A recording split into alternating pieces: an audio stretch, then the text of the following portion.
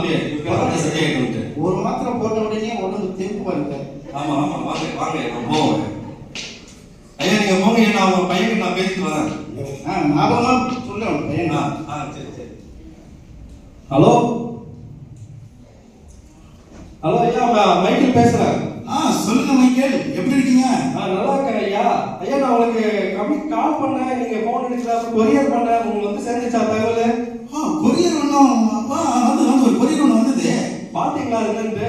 இல்லை நான் பார்த்தேன். அப்பா தேவையில்லாம ஏதோ வெட்டி அனுப்பிப்பாரு நினைச்சு தூக்கி சைடில் வச்சுட்டு கொஞ்சம் வியாபார விஷயமா நிறைய பார்த்துட்டு இருந்தேன். டாக்டர் தொழில் இல்லையா, நிறைய கேஸ் எல்லாம் பார்த்துட்டு அப்படியே உட்காந்துட்டேன்.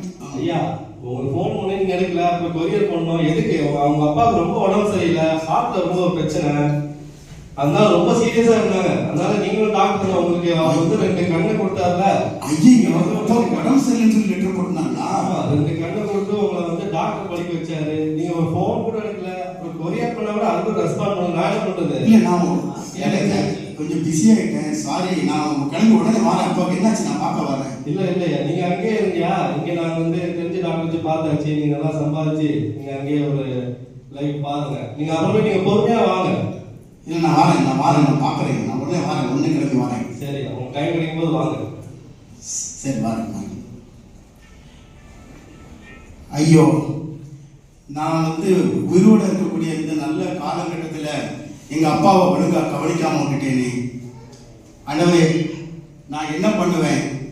எங்கள் அப்பா எனக்கு அவரோட 2 கண்ணையும் கொடுத்து என்னை வந்து கண்ணு தெரிகிற மாதிரி பண்ணி, எனக்கு சின்ன வயசுல எனக்கு 2 கண்ணையும் கொடுத்து என்னை பாதுகாத்தாரு.